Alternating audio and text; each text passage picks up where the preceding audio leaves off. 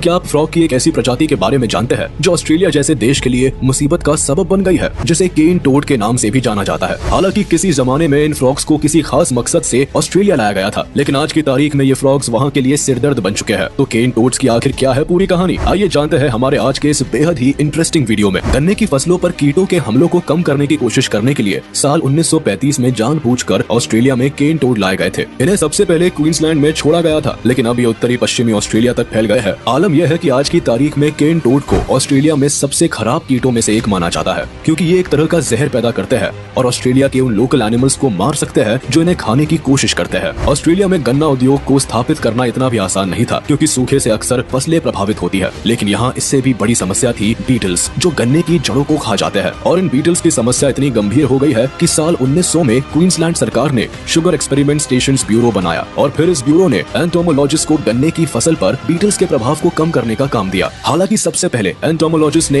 Beatles को control करने के लिए पेस्ट के साथ इस्तेमाल किया, लेकिन फिर आखिरकार साल 1935 में उन्होंने केन टोड्स को पेश करने का फैसला किया। अब यहाँ सबसे बड़ा सवाल ये उठता है कि आखिर ये केन टोड है क्या। आपको बताते चले कि केन टोड दुनिया का सबसे बड़ा टोड है। आमतौर पर इनकी लंबाई करीब 10 से 15 सेंटीमीटर तक होती है और इनका वजन लगभग 1.5 किलोग्राम तक होता है। केन टोड साल के किसी भी समय में प्रजनन कर सकते हैं और एक फीमेल टोड एक बार में तकरीबन 8,000 से 35,000 तक अंडे दे सकती है। केन टोड मध्य और दक्षिण अमेरिका के मूल निवासी है, लेकिन ऑस्ट्रेलिया में पेश किए गए टोड हवाई से लाए गए थे। हालांकि पहले तो उन्हें एक बाड़े में बांध दिया गया था, लेकिन फिर अगस्त 1935 में करीब 2400 केन टोड्स को क्वींसलैंड के गार्डन वाले इलाकों में छोड़ दिया गया। एंटोमोलॉजिस्ट को ऐसी उम्मीद थी कि ये केन टोड्स बीटल्स को खाएंगे, लेकिन उन्होंने ये परीक्षण नहीं किया था कि ऐसा होने की संभावना है या नहीं। साथ ही उन्होंने इस बात को स्टडी नहीं किया था कि केन टोड्स ऑस्ट्रेलियाई पर्यावरण को आखिर कैसे प्रभावित कर सकते हैं। हालांकि इसके बाद इन मेंढकों को एक जरूरी मिशन के लिए चुना गया, और उसी मिशन के लिए साल 1940 में इन मेंढकों को साउथ और सेंट्रल अमेरिका से दुनिया के अलग अलग आइलैंड में लाया गया, ताकि ये वहाँ मौजूद कीड़ों को पूरी तरह से खत्म कर सके।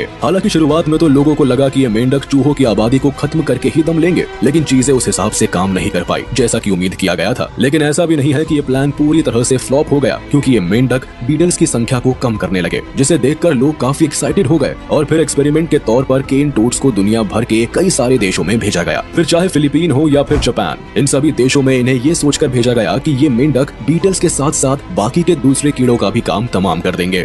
लेकिन जैसा कि हम सब इस बात को जानते ही है कि अगर एक जगह पर रहने वाले किसी प्रजाति के जानवर को दूसरी जगह पर ले जाया जाता है तो उसके साथ आखिर क्या होता है। और ठीक ऐसा ही कुछ मामला यहाँ भी देखने को मिला। इन मेंढकों को लेकर प्लान कुछ और बनाया गया था और रिजल्ट कुछ और ही निकल कर आने लगा। और फिर एक समय ऐसा भी आया कि ये मेंढक धीरे धीरे अपना विस्तार करने लगे। इनकी संख्या दिन दुना और रात चौगुना बढ़ती जा रही थी, और न सिर्फ इन मेंढकों की संख्या लगातार बढ़ रही थी, बल्कि ये अलग अलग डायरेक्शंस में डिवाइड भी हो रहे थे। और बिल्कुल ऐसा ही कुछ आलम ऑस्ट्रेलिया का भी था, जहां ये मेंढक लगातार बढ़ते जा रहे थे।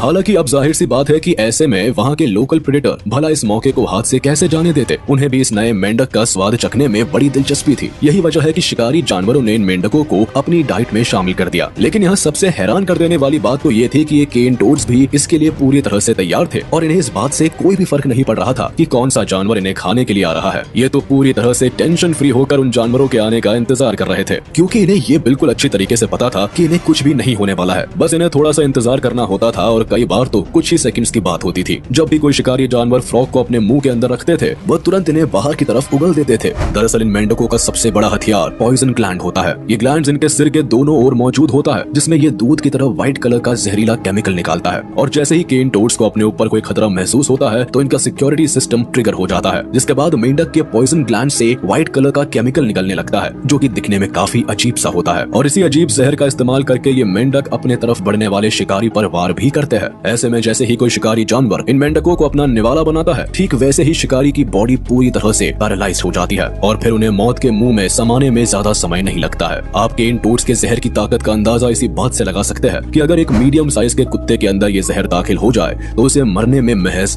10 से 15 मिनट का ही समय लगेगा। ऐसे में ये बात तो पूरी तरह से साफ हो जाती है कि जो जानवर साइज के मामले में जितना अधिक छोटा होगा, उतना ही जल्दी इस जहर से उसकी मौत भी होगी। लेकिन इसका मतलब ये बिल्कुल भी नहीं है कि बड़े जानवरों को इसके जहर से कोई खतरा नहीं है। फिर चाहे वो सांप हो, बर्ड्स हो या फिर मैमल्स, यहाँ तक कि मछली भी इनके जहर से सुरक्षित नहीं है। हालांकि कई बार सांप इनके जहर से बच जाते हैं, क्योंकि असल में सांप जितना ही अधिक बड़ा होता है, उसे मारने के लिए उतने ही खतरनाक जहर की जरूरत होती है और उतनी ही अधिक जहर की मात्रा भी चाहिए होती है। यही वजह है कि जब सांप इन मेंढकों का शिकार करने की कोशिश करते हैं तो उस समय बहुत हल्का सा जहर ही इनके अंदर जाता है, जिस वजह से थोड़े समय में वो ठीक हो जाते हैं। अब सांप तो इनके जहर से बच जाते हैं, लेकिन छोटे जानवरों पर इनका कहर जरूर बरसता है।